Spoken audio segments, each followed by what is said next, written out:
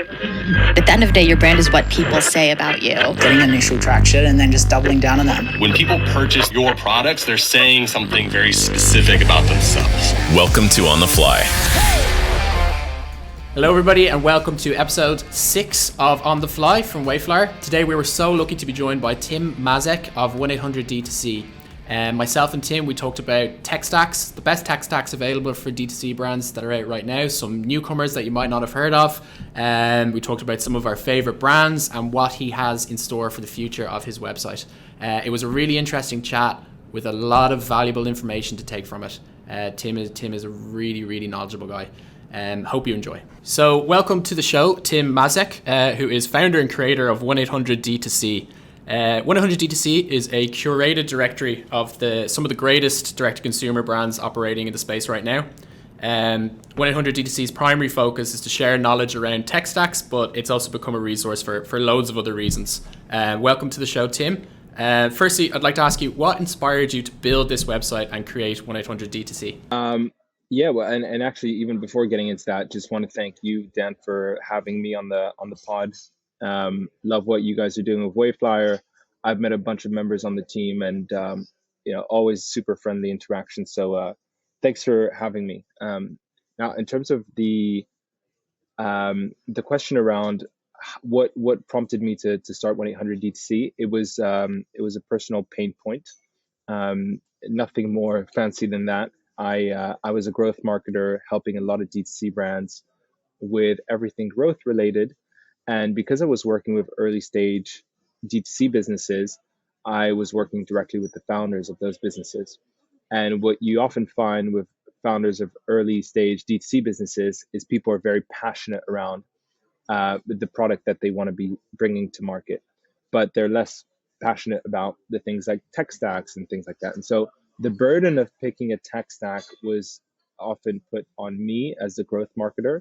And so I just had to keep up to date with what were the best tools out there. And things were changing so quickly, and they still are today when it comes to tech stacks, that I needed the resource to stay on top of it. And so that's how I came up with the idea for 1-800 DTC, whereby I could take inspiration from the stacks of some of the best brands in the world of e-commerce and use that as a starting point.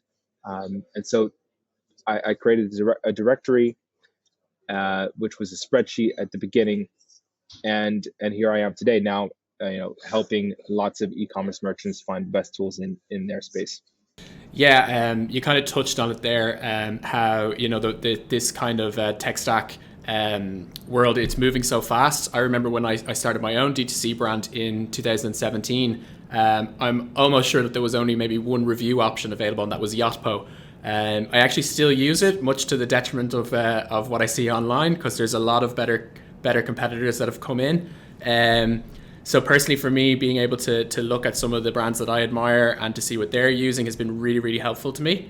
Like what are some of the best kind of new tools that you're seeing being implemented by a lot of these brands that maybe some people might not be aware of?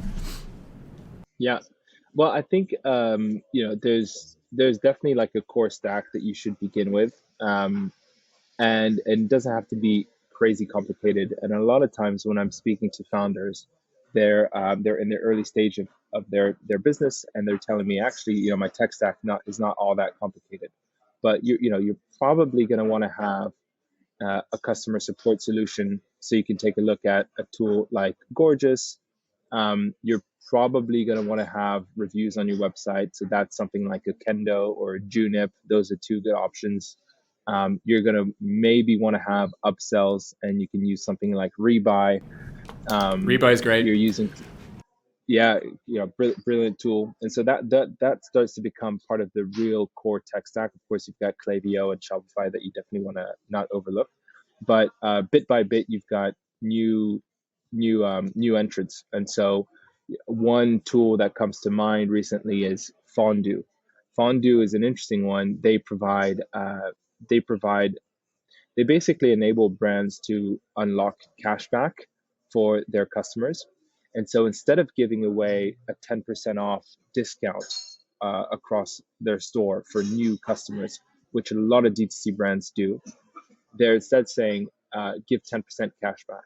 And so now customers who want to have access to that discount can get access to that discount. But for many others who just want to make a first purchase, they can use that cashback as store credit, and usually that comes in the form of like a higher percentage, it's like 12 or 15%, or they can get it back in cash, or they actually don't really care so much about taking the cash back, and so that goes right back into the pockets of the merchant. So that's quite a neat solution, because a lot of businesses will start out with discounts on their website, and so that helps you be a little bit more cautious with how you approach discounting on your site. So that's one of like the new entrants that's probably come on the space in about a year, and you see many of those who have a chance at becoming a pretty core part of the tech stack. Yeah, I've actually never heard of that. It sounds like an interesting idea. I do think that consistently putting out new discount codes could have an effect where it kind of dilutes your brand a little bit. Sometimes you can be like, oh, I need to quickly turn this stock into cash, fire out a discount code. But if you do that too many times, I don't think it's great for the brand. So definitely cashback is an interesting one. I've wondered really with like really big brands that you see, stuff like Hexclad, Ridge, etc. Do you see much overlap between like their tech stack and the tech stacks of smaller brands that are maybe doing less than 100K a month? Are they usually very, very similar, or is there usually big differences in the stuff that they're using?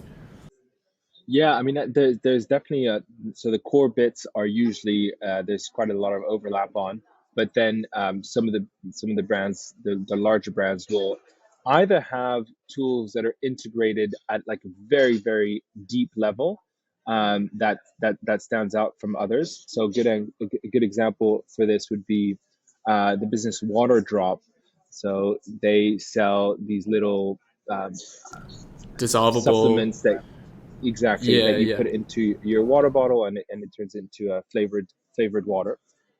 They do over 100 mil a year now in revenue, and I think it's far more than that. They've just sponsored, I think Djokovic is one of their athletes that they sponsor. They were sponsors, I believe, of the French Open in some respect. I mean, these guys are giant now. And by the way, they only started 6 years ago. So for anybody who thinks DTC is dead, it's like, you're kind of wrong, because you could just see businesses like that exploding so quickly. And you mentioned Hexclad, the Ridge. Those are all pretty new entrants, and they're all, I think, above the $100 million range, all three of them. Now, back to your point around the tech stack. The Water Drop business, they use Loyalty Line for loyalty. But I literally just got a sales email today from Loyalty Line. That's mad. Really? yeah. Sorry, keep going. Well, and so that actually plays well into your question, which is Loyalty Line is going after somebody like you who's not necessarily doing 100 mil a year, but they're also going to be working on an enterprise level with somebody like Water Drop. So you can have that overlap, but they're going to be working on a much deeper level with Water Drop, obviously, to the point where they've added a device, I think, in their water bottles that's able to track your water consumption. And so based on how much water you drink, you're able to unlock rewards via Loyalty Line. So it's very, that's custom coded things that are very that would never be within reach of a small merchant, but they're still using the same tech. Wow, yeah, that's really interesting. You're right in what you say, is that there's going to be a lot of overlap in the tech that they're using, but it's the level of integration that makes it different. Obviously, companies like Ridge or Water Drop, they've got such big resources to put into this, and I think Rebuy is a good example for me. As a small D2C brand that I'm using Rebuy.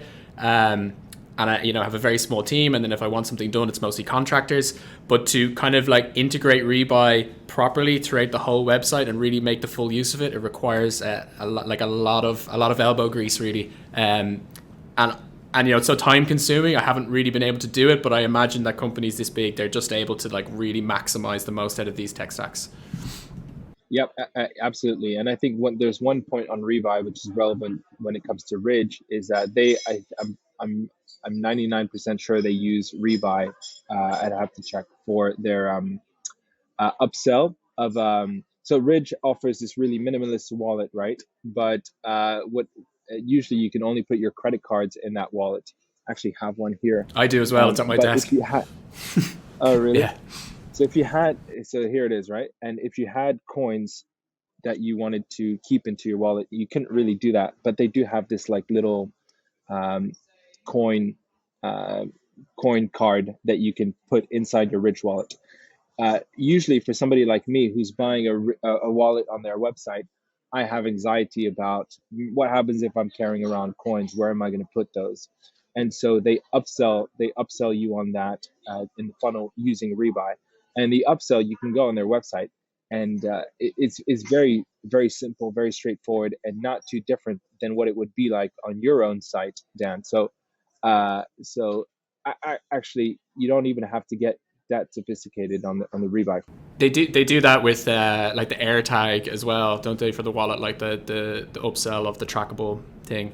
Yeah, it's an interesting product, Ridge. I mean, it's so simple, and it should be very copyable, I suppose. But it's strange that nobody has done nearly as good a job as Ridge has, because it is such a simple product. It's not complicated. I assume that if I wanted to, I could easily find a factory in China to produce these wallets as well. But they've just been remarkably successful and keep growing, and it's almost become like a cult object. I wonder, like with companies like Hexclad and Ridge, they are doing something. It is a product that is in theory it should be quite easy to copy it, but they've just done such a great job in marketing and built a great brand. How do you think these brands have been able to succeed where maybe copycats or similar companies have failed? Yeah, well, I think that's really the big answer there is around brand, which is it's just difficult to dissect much further than that because it's so nuanced, and so there's so many parameters that are hard to pin down. But they've built a brand out of Ridge that people resonate with, and they've built a brand out of Hexclad that people resonate with. Another example of this is Haven Athletic. So I spoke to Caleb, who runs that business. Excellent gym bags, the organized gym bags. He was on the previous episode. Yeah, I have one as well. Oh yeah. Oh, super. Yeah. That's awesome. Did you get the large or the medium one? I got the large one. I had to go whole hog. Love it. All right. Oh, I have the medium one. I just sent him a note today. It's very cool that he was on a previous guest. So he's looked at Yeti as like the model he wants to replicate with when it comes to Haven Athletic with his bags.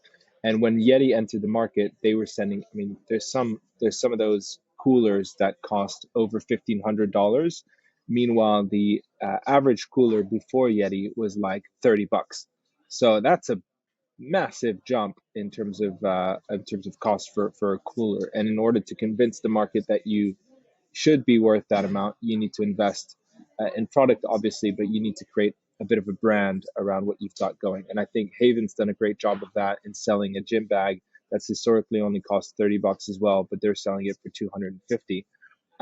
And somebody like Ridge is able to maintain some sort of moat by investing in brand. And so people want to buy the Ridge wallet; they don't want to buy the knockoff wallet. And there's so many examples of this in everyday life. But if people want the real deal, I mean, you can buy. On a simpler level, there's a fake Louis Vuitton bag, and then there's a real Louis Vuitton bag.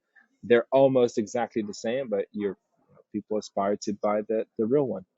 Yeah, and I think another part of that, it goes back to the choosing of the price point, I suppose, has enabled Ridge and Haven to do so much more than a kind of a cheaper brand. Like I know myself, like I was selling my glasses initially for under $50. I've gradually increased it to now they're like $65, but I still wonder, did I make a mistake in that? Should I have gone straight for like the $90 price point? And the product is good. We get good reviews. It's got I think it could have worked at that price point, and it would have enabled me to do like much more stuff over the last few years. So I think both Ridge and Haven have done that from the off, and I think that's going to enable them to, as you said, build a moat a lot quicker, because they just have these massive margins. Yeah, I think pricing is an interesting one, and you've got software solution. The cool software solution these days for that is Intelligems. They do A/B testing for pricing on your website. Oh wow! In a very smart way. So somebody pays $100 and somebody pays 50. That's not going to go down well. Yeah, you got to keep it separate. They've managed to. They're very clever. The team behind Intelligence, so they've managed to do that in a way that's legitimate and well structured. And it's quite involved, meaning it's not, you don't have some sort of flicker on your website that updates the pricing. It's with the loading speed. Experience. Yeah. So they've done a good job of that. And on the point about pricing in general, I spoke to the wonderful Dana Trout, who's the CEO and founder of, ex-CEO now, and founder of Health Aid Kombucha, massive business, CPG space. And what they struggle with in the world of D2C is that because they were never D2C first, they came up in a world where they went from farmers markets into the Whole Foods and then across so many stores nationwide. They struggle to sell D2C because they're selling a beverage. So beverage is very, very heavy to ship and very costly for that reason. And there's breakage that you need to take into consideration there. And so because the consumers are used to buying it for like $3 in the retail store, there's no way in hell they would go online out of their way to purchase it for $5. So it's hard to, so if you were in the CPG space, and that was one of her learnings, you want to start high pricing wise, because as soon as you get into retail, you're going to have that much more margin to play around with. So it's a kind of like a reverse strategy to start high in D2C and then benefit from that once you go omnichannel. It's definitely something that I've learned over the years as well. And if I was to have another D2C venture, that's top of mind when I start. Even getting into a few retailers, they will demand a minimum of 60% margin. So if you've like already got a tight margin, you're essentially selling at cost price, which is what I have been doing, and you're almost treating retail then as a marketing strategy, and I know that's what a lot of brands do. Like even maybe a lot of apparel brands and stuff, they would maybe consider their retail presence as more of a marketing channel than a revenue driver. Yeah. It's a lot of headache just for a bit of extra marketing. I get it, but then you got to really compare that I can't imagine looking at foot traffic or impressions and comparing that to what you would get from a CPM standpoint via Facebook. It's like the math is going to be difficult to work out. Yeah, and another thing about retail, people see the actual the first PO as I've made it. This is the success, but it actually requires a lot of work to sell that stock. It doesn't always. It's not just like a silver bullet when you get stock somewhere. Yep. And after that, not only do you need to sell the stock, you need to once you're sold out, you need to restock the stock ASAP, and they're probably going to be asking for more at that stage. And if you're not able to provide extra inventory because it's just you don't have the cash on hand to do so, then you're kind of screwed. There's tricks you can do in terms of getting paid, or figuring out stuff with invoices to run a more cash efficient business. And I think Wayflyer offers some of those options too. Yeah, we do actually. We have a new wholesale product as well for that specific thing we were talking about in terms of retail. Yeah. Well, yeah. So there's tricks in place. Gymshark is famous for having figured that out very early. And Caleb talks about that too. Negative cash conversion cycle. Yeah. Exactly. The stock is already sold when they sell it, or sorry, when they get it. Yeah. And that just enables them to continue to purchase inventory and fly much faster than the others. Yeah. Let's go back to 1-800 D2C. I mean, it's only 3 years old, but I feel like it's become a really, really well known site in such a short space of time. I know I was using it, as a D2C founder to look at tech stacks of companies that I admired, and then when I started working in Wayflyer, I know people were even using it as a lead generation tool. What are your plans going forward for this? Well, I think the site's very popular today, but there's still a lot of room to grow. And the where I want to be is just the go-to place that e-commerce merchants go to when it comes to finding information about which stacks they should use or which tools they should use. So, for, until the day most merchants go to 1-800 DTC first before going anywhere else to make their decision. It's not mission accomplished. So that's what I'm working towards, and that's just kind of like getting the word out to more and more merchants and and creating more value out of 1-800 DTC to then have the word be spread even faster. That's kind of what I'm rooting for. And so if I want merchants to be able to purchase technology solutions through 1-800 DTC. And it doesn't, when I say purchase, it doesn't necessarily mean there's like a e-com functionality to it or some sort of crazy complicated tech behind it, but at least find the tech solution they want to look at via 1-800 DTC, learn enough about it there, and then use 1-800 DTC to activate themselves onto that tool. And so that could be via friends rates, it could be via a lot of different mechanisms, but I want that purchase. I want to have a bit more power in the relationship in terms of saying, hey, people know about Wayflyer because of 1-800 DTC, and I want to get credit for it. So that's kind of what I'm rooting for, is just making sure all merchants know about 1-800 DTC and leverage it to find. And your plan to monetize it would be then through that referral side of things. Yeah, and that's really where the monetization happens today, but there's still more work to do. And the more I can prove that out, it's less about growing the 1-800 DTC business, but it's also about proving the value in the market. The more I can show every tool vendor that the reason they're getting additional exposure is through 1-800 DTC, the more I'm proving the world that I'm creating value for both merchants and the tools, which is the key bit here. Okay, so Tim, being the tech stack guru, I'd love to hear your top 5 tools you're admiring that brands are using at the moment. Okay, cool. So first, I can talk about Social Snowball.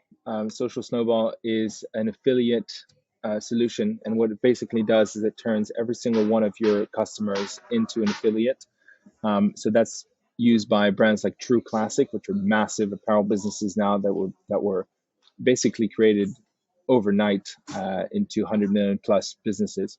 And the reason they've done that is because of how quickly they've been able to spread via affiliate. So Social Snowball powers that.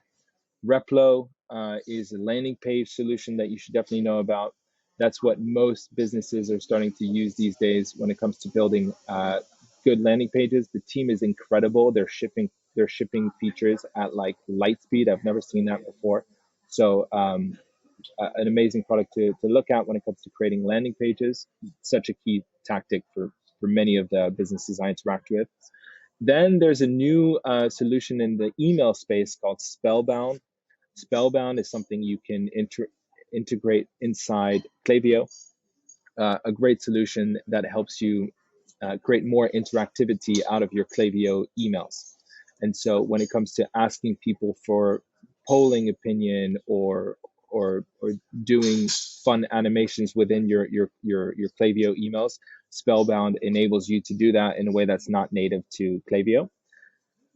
Final Loop is another interesting one. Final Loop's a newcomer on the space. They are a bookkeeping solution made for DTC, and they're used by big businesses like Obvi in the collagen space. So that's one. If you're kind of getting bogged down in your finances and accounting, and you need support, take a look at Final Loop. And then the last one would be Bounty. Bounty's a solution that helps you get more UGC out of your customers.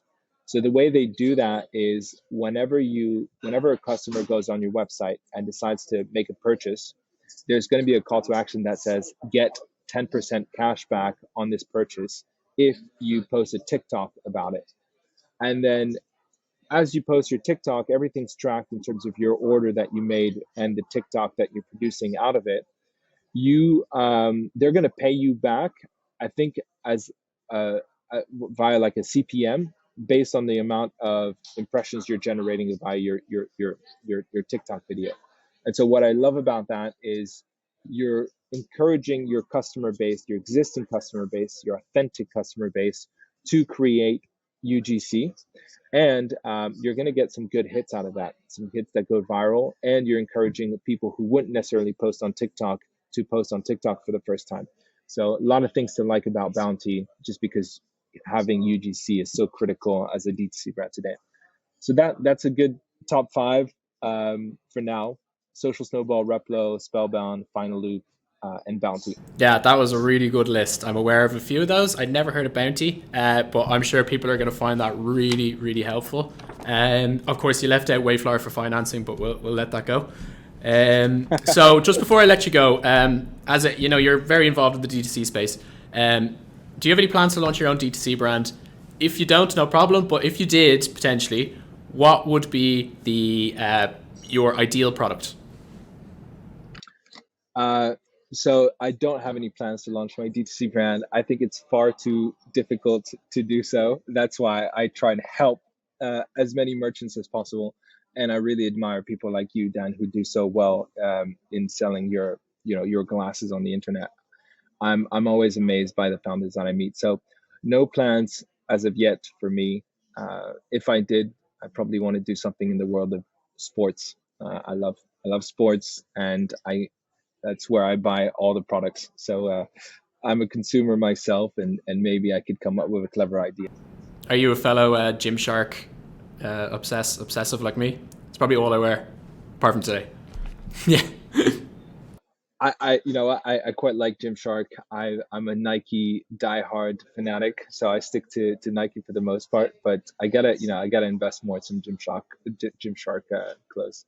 Has there been any newsletter, podcast, or book that you've read recently to do with DTC that you could recommend to people? We usually do this at the end of a show. Yeah, I want to give a shout out to my friend Nate Rosen's newsletter. It goes out every week, and it is the most extensive newsletter I've ever read ever. It's just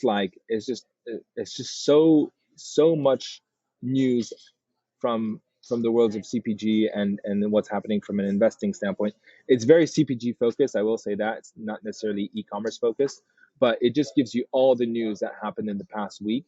And it's just, he's got eyes across everything, because his newsletter is just so much more rich than anything I've read before. So Nate Rosen's newsletter is one you should subscribe to. Amazing. Is that the website for that? It's just Google Nate Rosen. Yeah, we'll put a link to it in the description. So no, don't worry about it. Yeah, that's been really helpful, Tim. Thank you so much for the chat. Loads to learn there about tech stacks, what successful D2C brands are doing. I'm sure it'll be of great value to people. So thank you so much for joining us today, and hope you have a lovely rest of the week and weekend. Awesome. Yeah, it's a pleasure, Dan. Thanks so much, and thanks to the Wayflower team.